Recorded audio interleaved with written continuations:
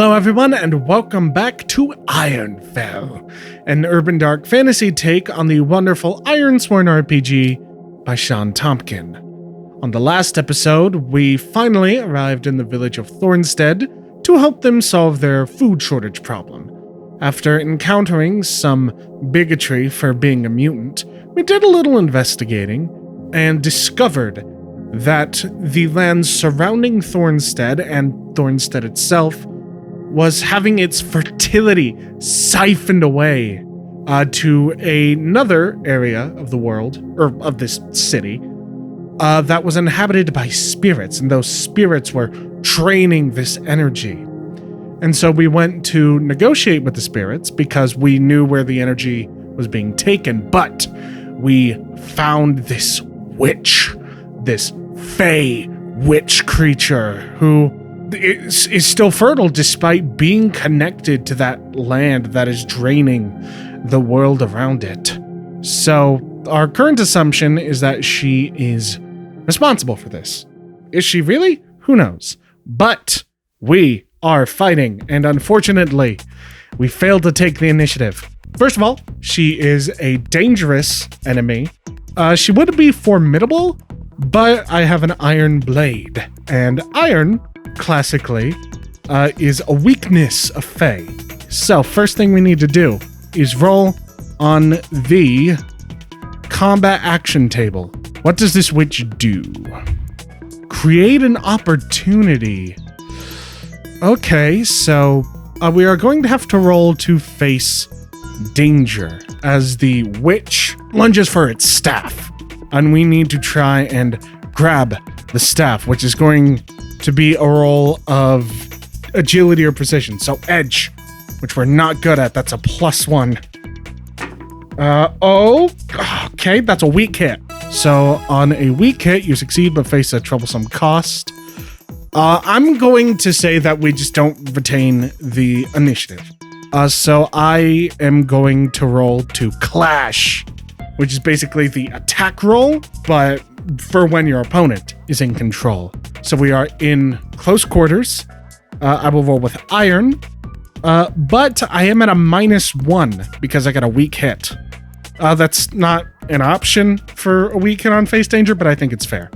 So total +2. That's a 4 against the 3 and a 10. I'm just gonna roll 3s and 10s all night. Inflict your harm, but pay the price. I'm gonna say our sword is just as 1 damage. So we only mark 1 thing of progress. But that's still 2 full boxes. What is the price we pay, however? Do we just take damage? I'm gonna say it's likely. Yeah, so we just take damage. How much damage do dangerous foes do? Let me check. 2 harm. Alright, so immediately my health goes down to 3. And we need to roll to endure harm. So it's with edge or with iron. Both are +3 right now. So, God, that's a weak hit, and I don't have momentum to spare. No, that's a miss. Suffer -1 momentum. Thankfully, nothing horrible happens. But we are not doing well. And she still has the initiative. What does she do next? Use the terrain to gain advantage. She is going to basically just like, I described her as having these inhumanly long limbs. She doesn't grow in height, but unhunches, revealing truly how tall she is. And she basically surrounds us, boxes us in. There is very little room for us to maneuver where she will not hit us. So again, that's going to be to clash at -1. I'm at 1 momentum. I'm not doing well. Okay, that's another weak hit against the 3 and a 10. Come on. I might have to swap these die out. Okay, we do more damage. Mark 2. What's the price we pay? 74. It is stressful. Okay, so we got like a grazing blow on the witch earlier, but we reach up and jam our sword into her heart. And this like green blood oozes out. Like this viscous, like heavy blood that almost looks like mucus. And our spirit drops, because that's frightening. And we are going to roll to endure stress. Spirit or heart, whichever's higher. Spirit's higher, +4. That's an 8. Yeah, I'm definitely going to be swapping out the die. Weak hit, we press on. We don't lose anything, but we don't gain anything. And I'm going to swap out my dice. All right, next round. She still has initiative. Combat action. Reinforce defenses. No, I know what she's going to do. She's going to try and block the hole we made so that we can't escape. We're going to have to face danger. And, actually, I want to roll to turn the tide. I want to see that she's going for the wall I kicked down. Turn the tide is something you could do once per fight. Okay, so we instantly steal the initiative. She's running towards the hole. We are going to try and barrel past her and be out in the open where we can fight her. Well, it's still on her turf, but we just need to get out in the open. So we are going to face danger with +1. But remember, if we fail really bad. This is going to be aggressive action. So with iron, that's +4. That is a strong hit, baby. 10 versus an 8 and a 1. Hell yeah. So we, on a strong hit, you are successful. Take 1 momentum. But we gain 2 because we turned the tide. So yeah, we barreled past her. And I think as both parties get to their feet, Trinity is actually the one blocking the doorway, keeping the witch from getting in to all of her magical items. And we have the initiative, and we are going to strike! So this is for when you're fighting, but you have the initiative. She's going... Oh, God. I'm going to charge her. And we roll with iron. Come on. That is a strong hit. Hell yeah. Oh, I love these die. They're absolutely my prettiest die as well. On a strong hit, inflict extra harm. Oh, so that's 8 boxes filled immediately. So she turns around, sees that we're blocking her doorway, and says, "Get away from my house, Gay!" and runs towards Trinity. And Trinity just holds her sword up, and the creature, I think it's scared of being away from its magical power, and just ferally runs and is stuck on our blade.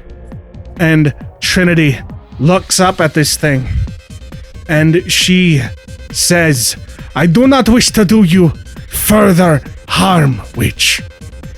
Stand down, answer my questions, and you may yet live."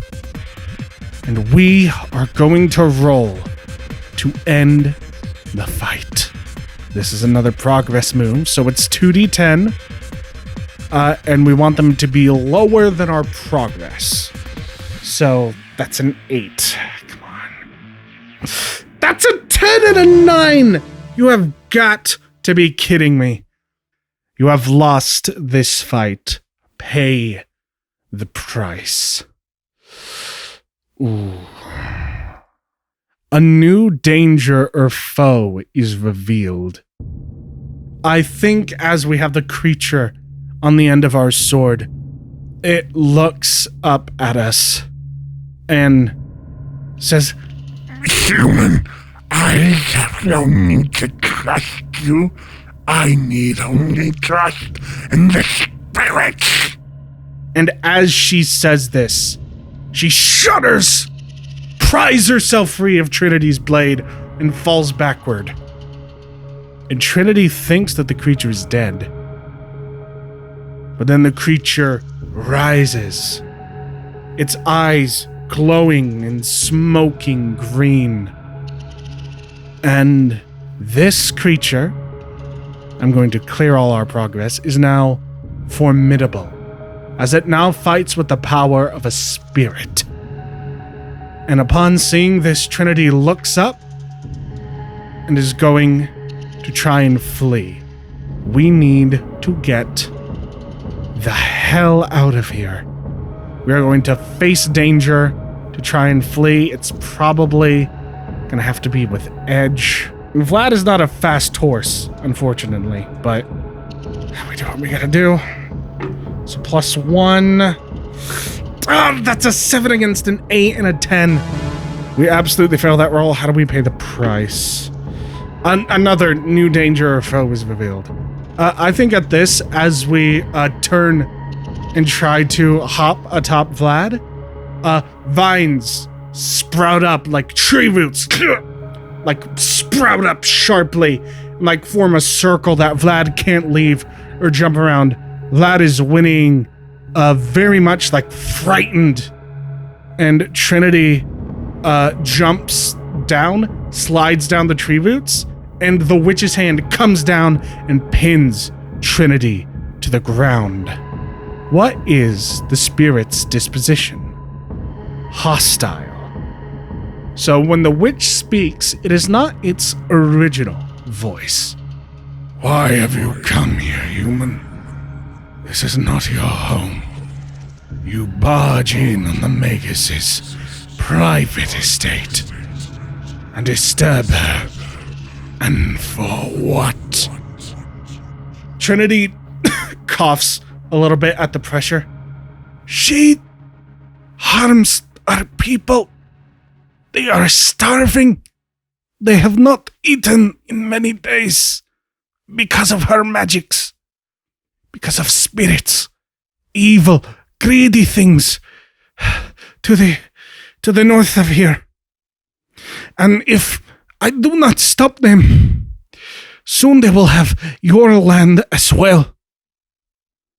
I ask only that she cease her aiding the spirits of the north. Please. And at this point, I want to use one of my assets. I am a friend to the fair folk, spirit.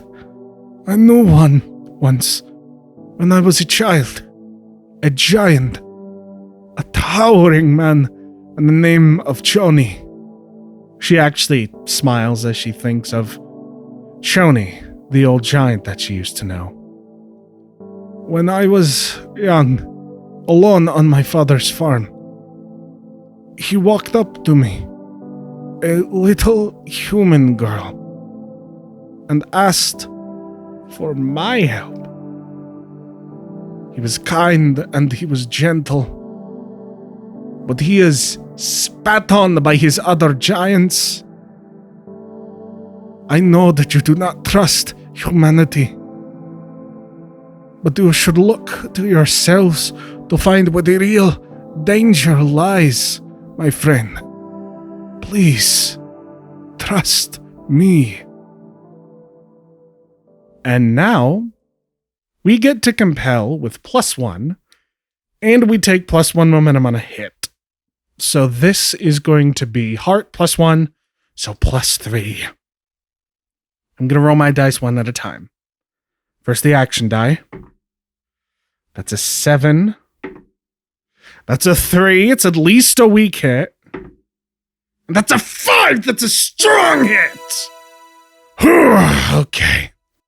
The witch looks down at Trinity, its eyes unreadable, and says, "Very well, human. We will travel to the fields to the north. Thank you. If you could get off of me and free my horse, that would be much appreciated." The spirit kind of squints, but lifts its massive hand and backs away. The roots retract. Vlad's still kind of freaking out and running in circles. Trinity gets to her feet and pets the horse's mane. "It is all good, boy. It is good. It is safe here." And there's a noise. Trinity turns around and sees the witch. Have you not been eating? Because I'm not food. And I'm not your foe either. I'm a friend. You don't look like any of me friends, but you don't look particularly tasty either. And the spirit said you're okay, so I'll leave you be. But you owe me for this war, human. I will do my best to pay you back. I am sorry about my rude introduction. I should have knocked. There is a human tradition of knocking on doors when you wish to enter someone's home. Oh, I don't have doors. I don't like doors. I don't like visitors, to be honest with you. I apologize. I'm Trinity. Trinity Ignatov. What is your name? Let's roll on the troll name generator. She seems like a troll. Herc. Herc's the name. Pleasure to meet you, Herc. When I'm done with this business, I will come back and I will hopefully we can, talk, chat a little bit, please. I'm going to roll compel just to see if I can make her like me. I want to make friends with more fairies, so we are going to... I'm going to say this is heart, so we're going to try and pacify. That is a weak hit. The only time I want to see you around here again, human girl, is if you're fixing my door. Right. When I return, I will be in your debt. Herc. So I'm just going to go ahead and put down on my vow sheet, help Herc. We're not going to swear the vow until we know what she needs, but it's something we want to do. But on that note, we've probably dawdled for too long. I think Trinity sees behind the witch this, what looks like a completely blank face. This like green misty face just floating in the wind, looking at her. And even though it's emotionless, she feels a sense of annoyance. And the thing flies off into the woods to the north. Trinity climbs atop Vlad, and they will head to the north with the spirit.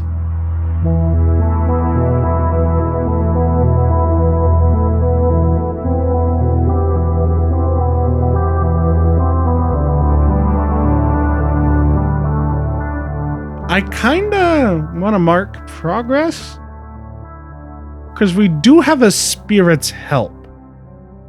Yeah, I'm gonna mark progress on solving the food shortage. So we do have the spirit's help. But we travel north and eventually arrive back at the fields.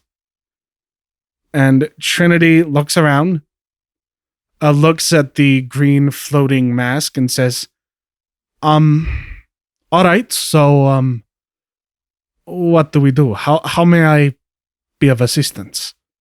How can she help? Find shelter. She hears a voice in her head, like ringing painfully in her skull. We need to find where these spirits are tethered to. You have an aptitude for detecting the arcane human. You do that, and I will handle the rest. And Trinity recovers a little bit and says, I will find it. So she obviously opens her third eye, and I think we're going to roll to gather information. So this is going to be with wits +1. So a total of 4. That is a weak hit. The information complicates your quest or introduces a new danger. Okay, but we still take +1 momentum. So where do we find the spirits in this field? Oh, in the woods. I'm gonna say, since this is generally just like a plain, we find a tall tree. A tree that is, you can almost see it continue to grow and rise You can see bark forming as soon as it's fallen off. It is strange to see life taking shape so solidly. And as Trinity approaches, she looks back and sees that the mask is gone. It has vanished. And she doesn't know why. But she's going to say, "Okay, well, I guess I'll have to do this myself." She takes off her sword, lays it in the grass, and approaches the tree. She looks up at it, keeps looking up, still can't see the top, and sits down cross-legged. "Hello, spirits of the tree. My name is Trinity Makarova Ignatov. I live in a tree too.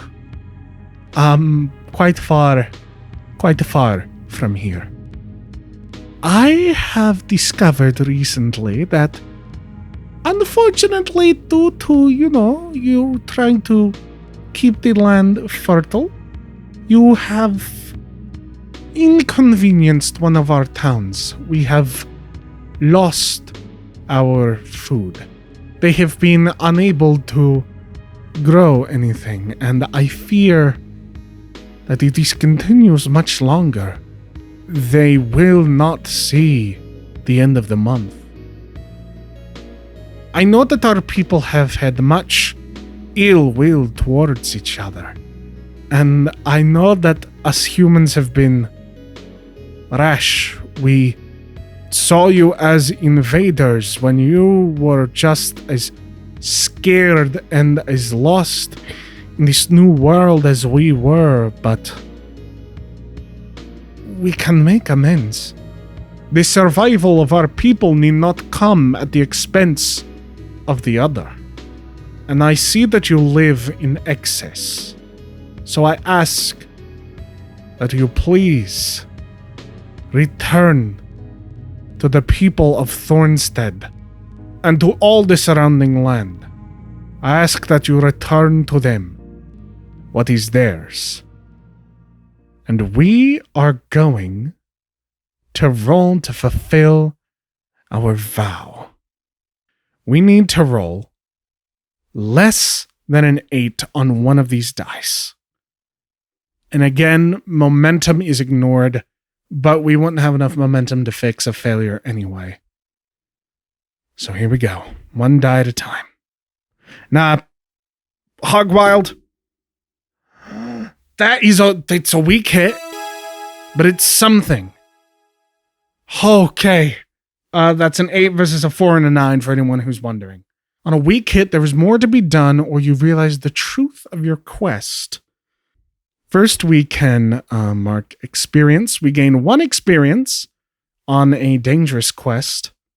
And we can try and swear an iron vow to set things right.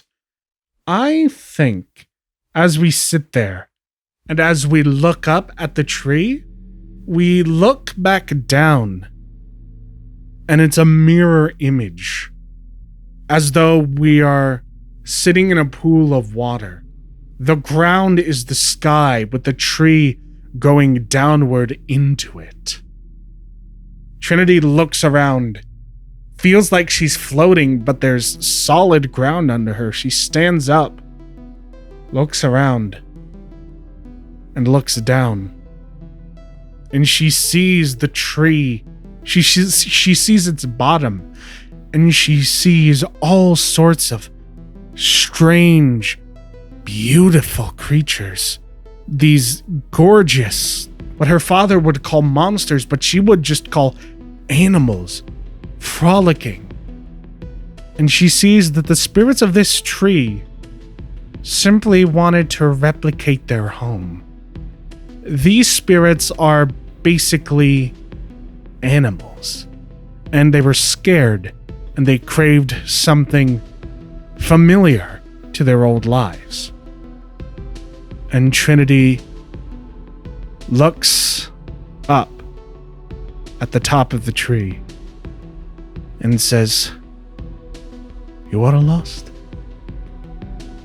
You have lost your world. I will see what can be done. And I think that is going to be the favor we repay to Herc. I think she used to be one of the physical beings that lived in that field, and she wanted to restore her old home. And I think that's going to be our quest. To try and find some way to make that field feel like home to the Fae again. I'm going to say it's formidable just because it's something about magic that it's a level of magic we don't quite grasp yet. But we are going to roll now to swear this vow. And we get to do it with a +1. So I believe that is a total of +3. Hell yes. Okay, well, I rolled a 4 against a 2 and a 5. You are determined, but begin your quest with more questions than answers. So I think the only thing that we can really do is go back and visit Herc. But we'll do that next time on Ironfell.